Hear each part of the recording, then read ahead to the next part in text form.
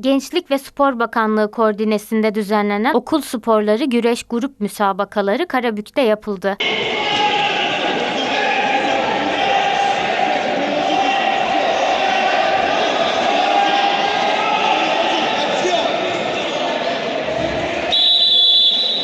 Karabük Yeni Mahalle Kapalı Spor Salonu'nda gerçekleşen okul sporları güreş grup müsabakalarına 17 ilden yaklaşık 300 sporcu katıldı.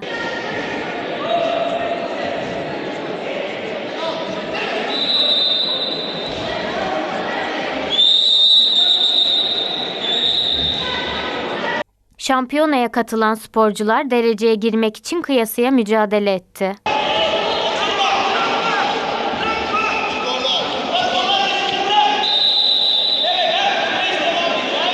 Şampiyona sonunda dereceye giren sporculara madalyaları protokol tarafından takdim edildi.